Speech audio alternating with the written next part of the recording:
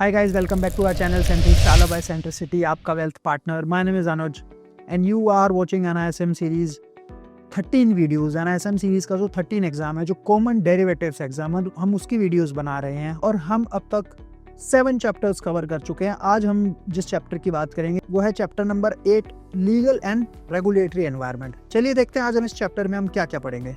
Learning objectives आज रहेंगे definition of securities and derivatives as per the securities contract act. देखेंगे कि definition क्या है सिक्योरिटीज और डेरिवेटिव्स की. उसके बाद हम देखेंगे फंक्शंस ऑफ सेबी क्या हैं, regulatory framework for derivative market trading, clearing, settlement and risk management देखेंगे और देखेंगे eligibility criteria for membership on derivatives segment. तो चलिए स्टार्ट करते हैं. NISM सीरीज 13 जो कॉमन डेरिवेटिव्स एग्जाम है उसकी जो बुक है इक्विटी डेरिवेटिव्स, उसका चैप्टर नंबर 8 रेगुलेटरी एनवायरनमेंट. चलिए सबसे पहले बात करते हैं सिक्योरिटीज कॉन्ट्रैक्ट एक्ट 1956 की. ये होता क्या है चलिए देखते हैं. ये एक्ट बनाया गया है to prevent undesirable transactions in securities. तो ये क्या करता है, ये ट्रेडिंग को गवर्न करता है. पूरा जो ट्रेडिंग सिस्टम है इंडिया का, यही एक्ट उसको गवर्न करता है, which is called securities contracts regulation act 1956. तो इंडिया में जो भी ट्रेडिंग मैकेनिज्म्स हैं, जो भी ट्रेडिंग होती है, NSE BSE जो भी प्लेटफॉर्म्स हैं, इस अंडर द लीगल इस सिक्योरिटी कॉन्ट्रैक्ट्स के वो अंडर आते हैं. तो अब हम ये समझते हैं कि जो सिक्योरिटीज है, जो टर्म सिक्योरिटीज है वो कैसे डिफाइन की गई है. सो जो टर्म सिक्योरिटीज है वो डिफाइन की गई है इन सेक्शन 2 ऑफ SCRA. अब देखते हैं जो securities contract and regulation act है SCRA, उसके अंदर जो सिक्योरिटीज को उन्होंने कौन कौन सी चीजें हैं जो सिक्योरिटीज के अंडर आएंगी, चलिए समझते हैं. देखिए सबसे पहले जो शेयर्स हैं, स्क्रिप्ट्स हैं, स्टॉक्स, बॉन्ड्स, डिबेंचर स्टॉक्स और अदर मार्केटेबल सिक्योरिटीज आ गई. और like nature of any incorporated company और अदर बॉडी कॉर्पोरेट्स, ये सारी चीज़ें जो आपके सिक्योरिटीज़ के अंदर आएंगी, सिक्योरिटीज़ मार्केट के अंदर. इसके बाद जितने भी हमारे डेरिवेटिव्स कॉन्ट्रैक्ट हैं, डेरिवेटिव्स में जितने भी आपका फ्यूचर्स है, ऑप्शंस हैं, वो सब आ जाएगा, राइट. इसके बाद आपकी यूनिट्स और any other instrument issued by any collective investment scheme to the investors in such schemes, वो भी आ जाएगा. कोई भी ऐसा इंस्ट्रूमेंट है जहाँ पर इन्वेस्टमेंट स्कीम है, जहाँ पर पैसा लिया गया है लोगों से, इन्वेस्टर्स से, सच स्कीम्स में, वो भी एक सिक्योरिटी ही उसको हम बोलेंगे. सिक्योरिटी रिसिप्ट्स आ जाएंगी as defined in the clause ZZ of section 2 of the securitisation and reconstruction of financial assets, ये भी आ जाएगा आपका. तो ये कुछ चीज़ें हैं. Units of any other such instruments issued to investor under any mutual fund scheme. तो जितने भी म्यूचुअल फंड स्कीम्स के अंडर जो भी इंस्ट्रूमेंट्स आ रहे हैं उसको भी हम कहीं ना कहीं बोलेंगे कि वो भी सिक्योरिटीज़ का पार्ट है. गवर्नमेंट सिक्योरिटीज़ इसके अंदर आ जाएंगी. और any certificate or instruments by whatever named called issue to an investor, कोई भी इन्वेस्टर को इशू किया गया कोई भी सर्टिफिकेट या instrument by any issuer being a special purpose distinct entity which possesses debt or receivable.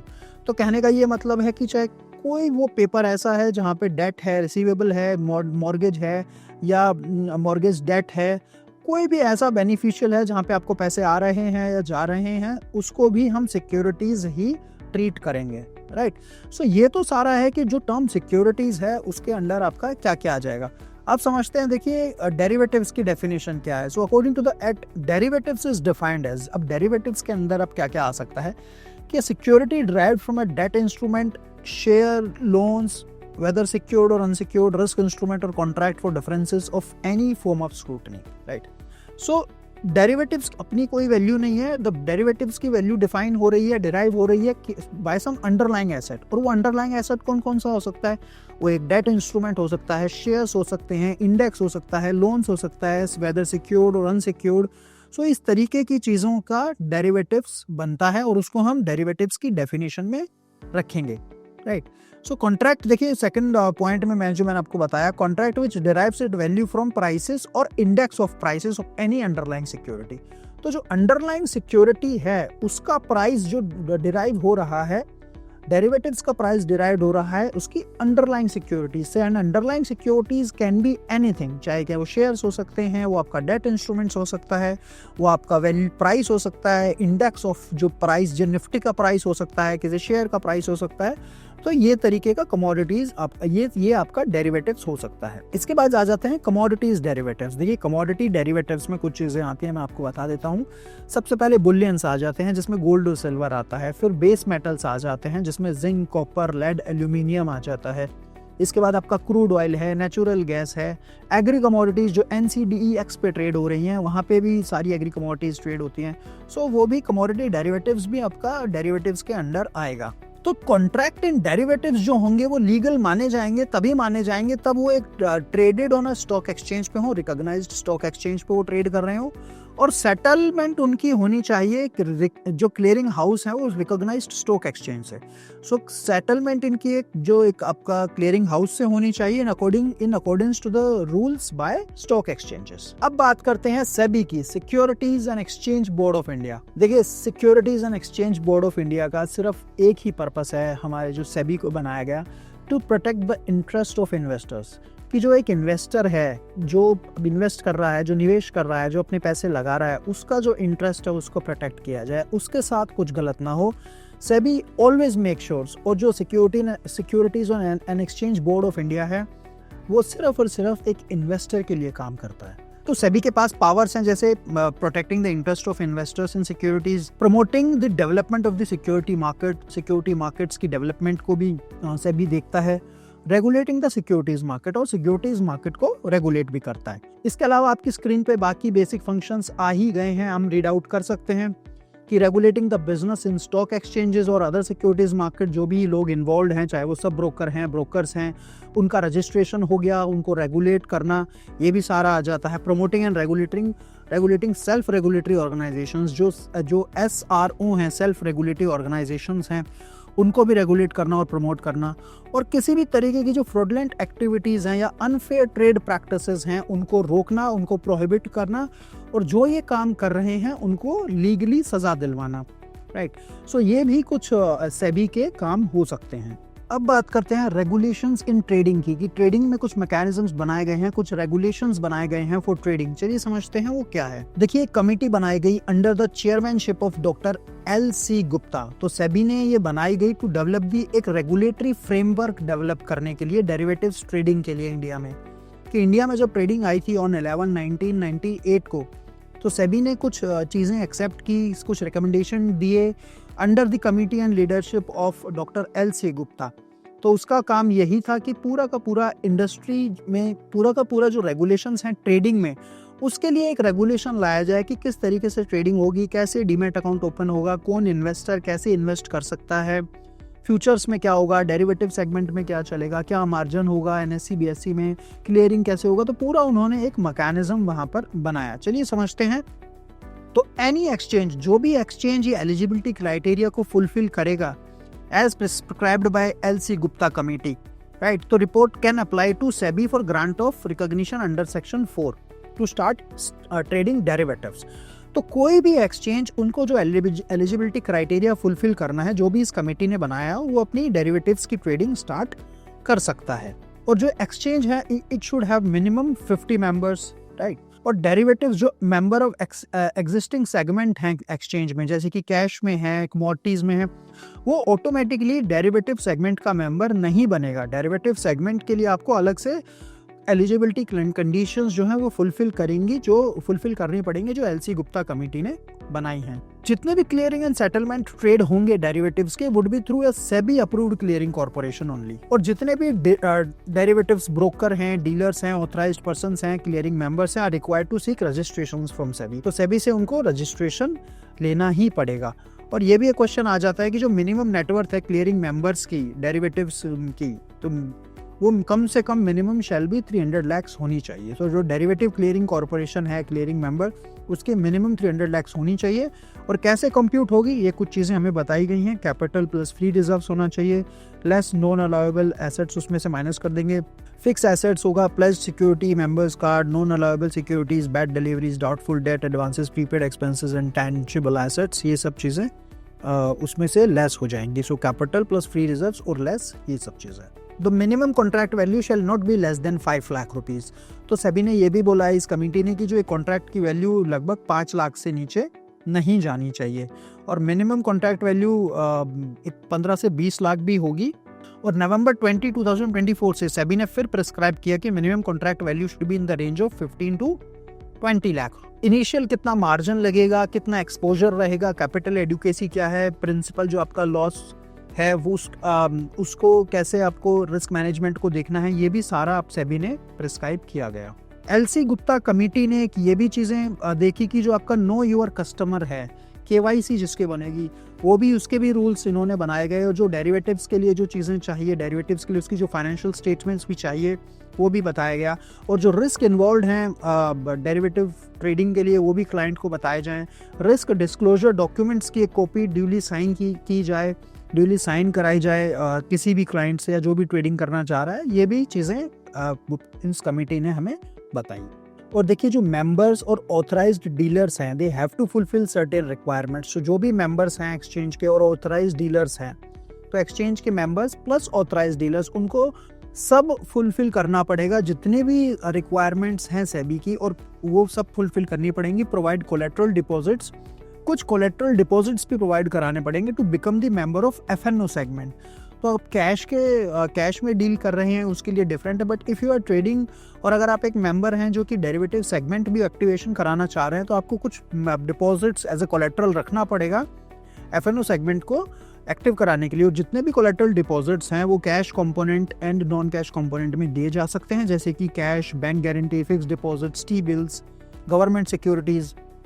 और non cash components means all form of collateral जहाँ पे अप्रूव्ड डीमैट सिक्योरिटीज़ हैं। सो ये सब आ जाएगा। Net worth criteria for clearing member has been provided by SEBI. So जो एक क्लियरिंग मेंबर है उसकी नेटवर्थ कितनी होनी चाहिए ये सेबी बताता है।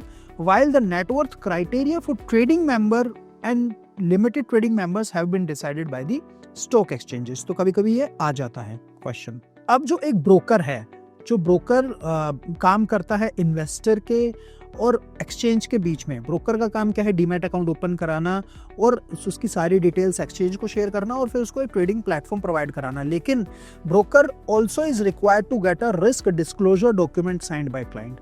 रिस्क डिस्क्लोजर डॉक्यूमेंट एक साइन कराना बहुत ज़रूरी है, जहाँ पे ये मेंशन होता है कि क्या क्या रिस्क है सिक्योरिटीज मार्केट में ट्रेडिंग करने के और क्या क्या रिस्क हैं डेरिवेटिव मार्केट्स में ट्रेडिंग करने के, और ये सब होगा at the time of client registration. तो जिस दिन क्लाइंट आपको रजिस्टर करने आ रहा है उस दिन आपको जो भी रिस्क हैं वो आप सबको उसको बताना पड़ेगा।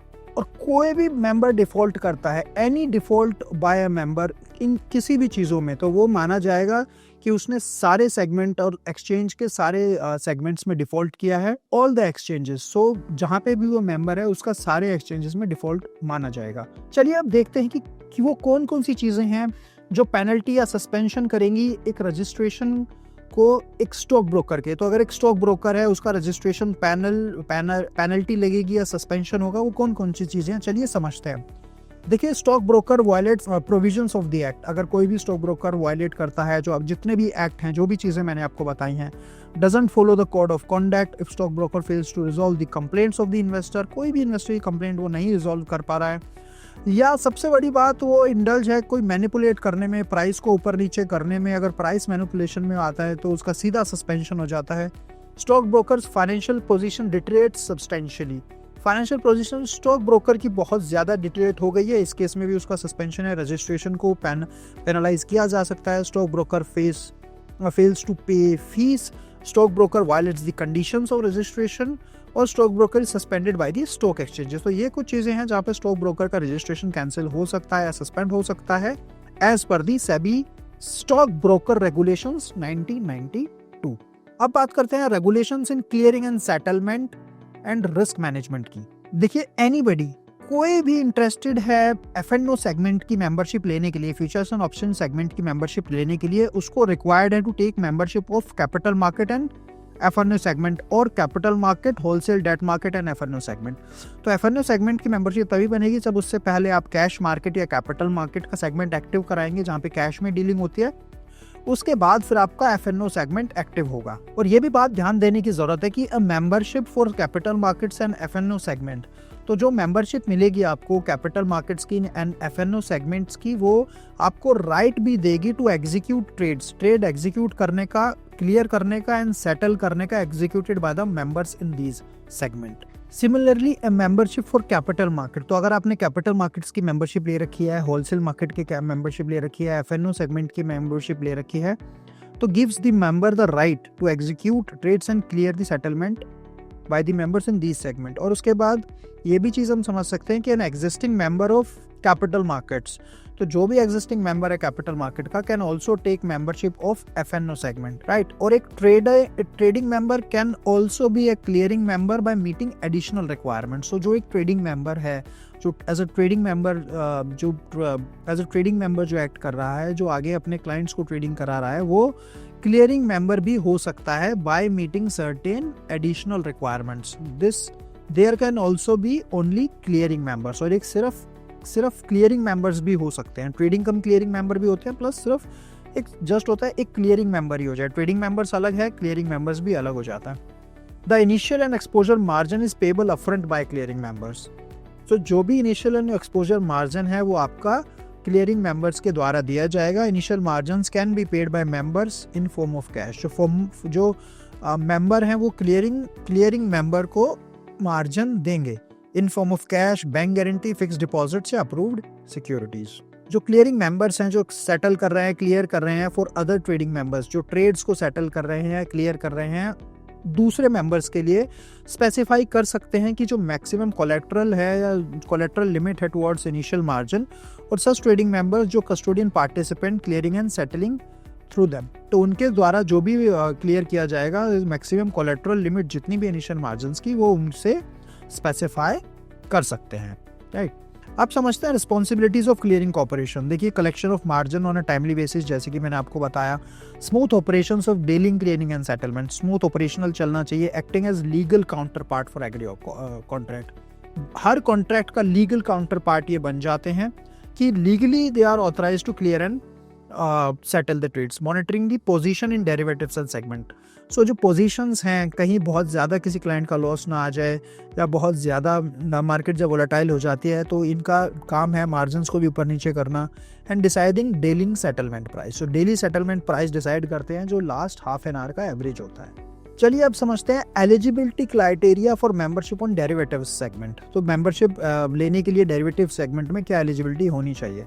तो बैलेंस शीट नेटवर्थ रिक्वायरमेंट सभी ने बोला है कि एटलीस्ट 3 करोड़ होनी चाहिए for clearing members.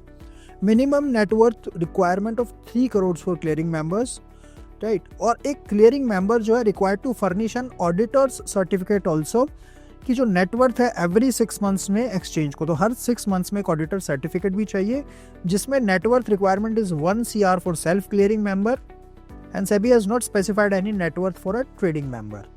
Liquid net worth requirement भी होती है कि at least they have to maintain 50 lakhs as liquid net worth. उसके बाद आ जाती हैं सर्टिफिकेशन रिक्वायरमेंट्स, राइट। सो जितने भी मेंबर्स हैं they need to require to pass the certification programme approved by SEBI. तो सेबी का जो सर्टिफिकेशन प्रोग्राम है वो अप्रूव करने के बाद ही आपको you can act as a membership, you can act as a trader, और you can act as a member in derivatives segment. So every trading member is required to appoint at least 2 approved users who have passed the certification examination. सबको 2 users ऐसे रखने पड़ेंगे जिसने आपका certification लिया हुआ है। So guys, thank you so much video में बने रहने के लिए। This is it from the chapter. I hope video अच्छी लगी होगी, लीगल एंड रेगुलेटरी एनवायरनमेंट। और अगर वीडियो अच्छी लगी है तो प्लीज़ हमारा वीडियो को लाइक करें और चैनल को शेयर करें एंड सब्सक्राइब करें। चलिए इस चैप्टर के कुछ क्वेश्चंस देखते हैं। On the governing council of the clearing corporation of the derivative segment, broker members are allowed. So this statement is false कि governing council जो है उसमें आपके broker members allowed नहीं होते हैं। The main objective of the trade guarantee fund at the exchange is to guarantee settlement of bona fide transactions of the member of exchange, to inculcate confidence in the minds of the market participants, to protect the interest of investors in securities and all of the above. तो ये एक topic अलग है, trade guarantee fund. So answer is all of the above. Trade guarantee fund जो है, main objective trade guarantee fund का exchange का यही है, to protect the interest of investor in securities. Investor का भी इन्वेस्टर का जो इंटरेस्ट है उसको प्रोटेक्ट किया जाए, कॉन्फिडेंस जो है मार्केट पार्टिसिपेंट्स का उसको बढ़ाया जाए, और जो गारंटी जो सेटलमेंट ट्रांजेक्शन्स की है एक तरीके से उसका भी वो गारंटी देता है। तो मेन ऑब्जेक्टिव ये सारे आपके all of the answer is all of the above हो जाएगा। अ पेनल्टी और suspension of registration of stock broker from derivative segment under the SEBI regulation act can take place if the broker fails to pay fees, stockbroker violates the condition of registration, stockbroker is suspended by the stock exchange in any of the above situations। तो हमने बहुत अच्छे से पढ़ा कि in any of the above situations उसका stock broker का licence suspend या कैंसिल हो सकता है। Defaulting members client position could be transferred to dash by the clearing corporation। so clearing corporation ऐसा काम कर सकता है कि अगर कोई डिफॉल्ट किया है तो उसकी जितनी भी मेंबर्स की पोजीशन है, उसके क्लाइंट की जो पोजीशन है, वो किसी को भी ट्रांसफर कर सकता है अनदर सॉल्वेंट मेंबर को। तो solvent member exchange, suspense account या एरर अकाउंट, तो वो आपका अनदर सॉल्वेंट मेंबर को पोजीशन उसकी जा सकती है। So guys this is it and thank you so much video में बने रहने के लिए। प्लीज़ हमारे जो चैनल को सब्सक्राइब करना ना भूलें और बाकी चैप्टर्स की वीडियो देखने के लिए आई बटन पे क्लिक करें। पीएमएस की वीडियोस देखने के लिए आप प्लेलिस्ट में जा सकते हैं और पीएमएस की वीडियोस भी देख सकते हैं। Thank you so much.